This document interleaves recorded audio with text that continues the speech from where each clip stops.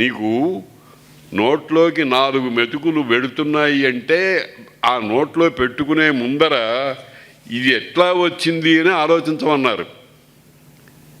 ఈ భోజనం నాకు ఎలా వచ్చింది అనేది ఆలోచించమన్నారు. ఎలా వచ్చింది? నేను ఉద్యోగం చేశానండి, ఆ డబ్బు పెట్టి కొనుక్కుంటున్నానండి, బియ్యం బస్తా కొనుక్కున్నానండి అన్నాను. ఆ బియ్యం ఎక్కడి నుంచి వచ్చినాయి? వరి పొలంలో నుంచి వచ్చినాయి. పొలంలో పంట పండింది. దేనివల్ల పండింది? జల సమృద్ధి వల్ల, భూమిలో ఉండేటువంటి సారం వల్ల వచ్చింది. ఆ జల సమృద్ధి, జలసారము, స్థలసారము అనేటువంటిది నీకు ధాన్యాన్ని ఇచ్చినాయి. ఆ జలానికి, స్థలానికి సారం అనేటువంటిది ఎవరిచ్చారు? దేవుడు కదా, భగవంతుడు కదా. కాబట్టి ఒక ముద్ద అన్నము నోట్లో పెట్టుకున్నాము అని అంటే ఆ పెట్టుకోవటానికి అవకాశం కల్పించినటువంటి వాడు పరమాత్మ, దేవుడు, దైవము. అందుకని ఏం చేశారు? అయ్యా, నువ్వు తినే ముందర స్వామి ఇదిగో నువ్వు ఇచ్చినటువంటి అన్నాన్ని నీకు చూపించి తింటున్నాను అనమన్నారు. దాన్నే నివేదన చేయటం. నివేదనం అంటే సమర్పణ. నివేదన చేసినటువంటి పదార్థము మనమే, మన అనుభవానికే వస్తుంది. మనం ఎన్ని పదార్థాలు ఎంత పెద్ద ప్రమాణంలో మనం నివేదన చేసినా భగవంతుడు ఒక్క మెతుకు కూడా ముట్టుకోడు, అన్నీ మనకే ఇస్తాడు. మనం ఎందుకు నైవేద్యం పెట్టకూడదు? నైవేద్యం పెట్టకుండా ఎందుకు తినాలి? తింటే ఏమన్నారు భగవంతుడు? సాక్షాత్తుగా ఏమన్నాడు? తైర్దత్తాన్, ఆ దేవతల చేత ఇవ్వబడినటువంటి పదార్థాన్ని ఏభ్య అదత్వా, ఎవరిచ్చారో వాళ్ళకి పెట్టకుండా తినేటువంటి వాడు దొంగ అన్నారు. తైర్దత్తాన ప్రదాయేభ్యో యో భుంక్తే స్తేన ఏవ సహ, వాడు దొంగ అన్నాడు. అంటే పరాయి సొమ్ముని తినటం. అందుకనే మనం జాగ్రత్తగా భోజనం చేసేటప్పుడు నీళ్లు జల్లి ఆ ప్రాణాహుతులు వేస్తూ భగవంతుడిని స్మరిస్తూ ఆ ప్రాణాహుతులు ఓం ప్రాణాయ స్వాహ, ఓం వ్యానాయ స్వాహ, ఓం ఉదానాయ స్వాహ, ఓం సమానాయ స్వాహ అని ఆ లోపల ఉండేటువంటి వాయురూపమైనటువంటి 5 వాయువులుగా ఉండేటువంటి పరమాత్మకు నివేదన చేసి తింటున్నాం. ఇది సత్ఫలితాన్ని ఇస్తుంది. లేకపోతే మనకు రోగాలు, రొష్టులు. అందుచేత భోజనం విషయంలో మనం భగవంతుణ్ణి తప్పనిసరిగా స్మరించాలి. కనుక కందాచన, ఈయన ఏం చేశాడు? దుంపలు, కేరళ దేశంలో టోపియోకా అని పెండలం అనేటువంటి బాగా పండుతూ ఉంటుంది. దాన్నే ఎక్కువ తింటూ ఉంటారు వాళ్ళు. అరటిపళ్ళు కూడా పెద్ద ఇంతంత పొడుగు అరటిపళ్ళు ఉంటాయి. ఆ అరటిపళ్ళు వేడి నీళ్ళల్లో ఉడికించి తింటూ ఉంటారు. అవన్నీ చాలా శక్తి కలిగించేటువంటివి, మామూలుగా శరీరానికి బాగా శక్తి కలిగించేటువంటివి. వ్రతాలు, నోములు మొదలైన వాటి విషయంలో ముందర భోజనం విషయంలో చాలా జాగ్రత్తలు తీసుకోవాలి. అందుకని ఈ శంకర విజయం రాసినటువంటి వారు ఏం చెప్తున్నారంటే, శివగురువు గారు కందాశనుడై ఉన్నారు అని చెప్పారు. కందం అంటే కంద దుంప, కంద మూల ఫలాదులు అంటూ ఉంటారు.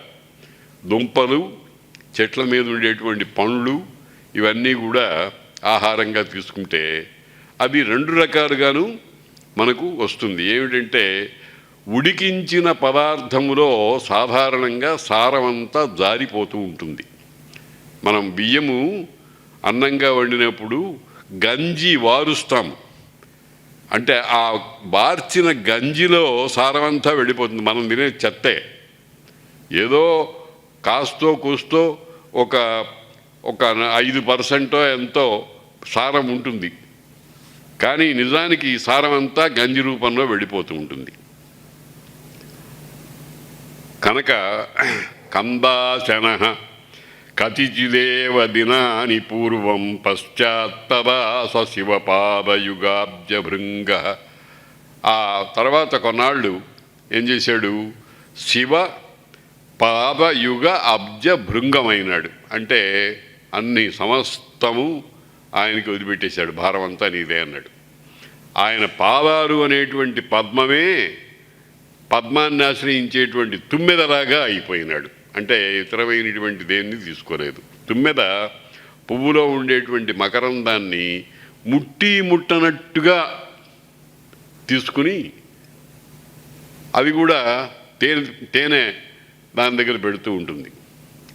మన మన దేశంలో ఒక సంప్రదాయం ఉంది, మాధుకర వృత్తి అని.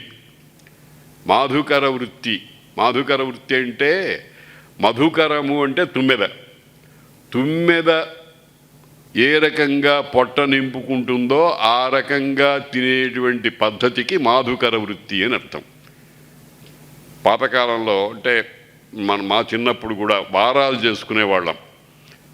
అలాగే వారాలు కూడా కుదరకపోతే ఓ చిన్న జోలె కట్టుకుని భవతి భిక్షాందేహి అని 4 ఇళ్లకు వెళ్ళి అన్నం తెచ్చుకునేవారు.